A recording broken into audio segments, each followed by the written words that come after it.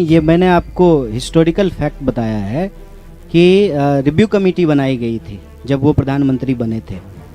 संविधान में संशोधन होते रहे हैं और अभी आप देख रहे हैं कि इसको लेकर के बहुत विवाद चल रहा है कि अभी जो है एक कॉन्स्टिट्यूशनल पोजीशन पे बैठे हुए व्यक्ति ने जो है स्टेटमेंट दिया, उसके बाद जो है ये बहस हो गई कि सॉवरेन क्या है, पार्लियामेंट सॉवरेन है कि कॉन्स्टिट्यूशन सॉवरेन है।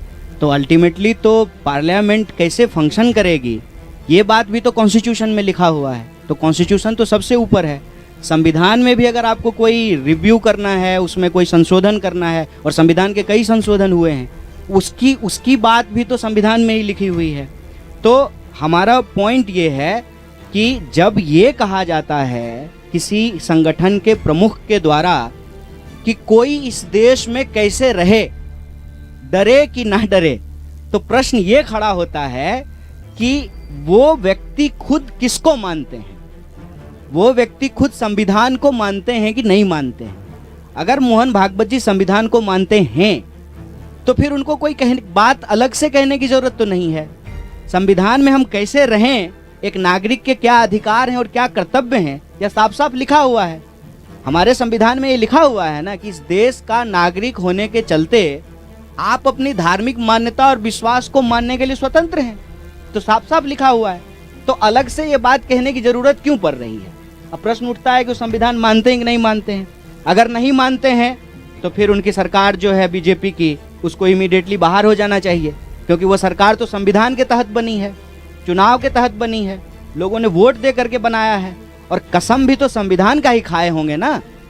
सारे एमपी, सारे मिनिस्टर, सारे चीफ मिनिस्टर, प्राइम मिनिस्टर, कसम तो संविधान का ही खाया है ना। अगर नहीं मानते हैं तो फिर संविधान का कसम क्यों खा रहे हैं।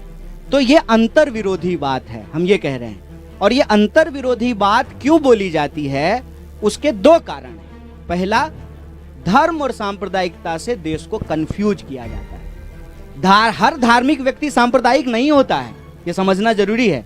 जैसे हर दूध से जो है ना दही नहीं बनती है, रसगुल्ला भी बनता है। तो आप जो है हर दूध को दही कहना शुरू कर दें, मतलब हम ये कह रहे हैं कि आरएसएस के बनने से पहले धर्म था ना, और आरएसएस के बनने के बाद भी धर्म रहेगा। तो आरएसएस के बाद पास सांप्रदायिकता की ठेकेदारी हो सकती है, धर्म की ठेकेदारी नहीं है। पॉइंट 1। पॉइंट 2 कि इस बात से कंफ्यूज मत होइए कि इस तरह की चर्चाएं शुरू क्यों की जाती है। अब ये बोलने की कोई जरूरत तो नहीं थी, इसलिए की जाती है कि ये अंग्रेजों का टैक्टिस है। मैं बार बार कहता हूं, फूट डालो, राज करो, इंसान को आपस में लड़ाओ, उसके मुद्दे भटकाओ। भारत जोड़ो यात्रा का ये लक्ष्य है कि ना हम संविधान को किसी भी तरीके से बर्बाद होने देंगे, संविधान को हम बचाएंगे, प्रोटेक्ट करेंगे। और संविधान में लोगों के ही अधिकारों की बात है, तो उनके जो मुद्दे हैं, रोजी रोटी, कपड़ा, मकान, शिक्षा, स्वास्थ्य, सड़क, बिजली, पानी, उसको प्रमुखता से उठाएंगे।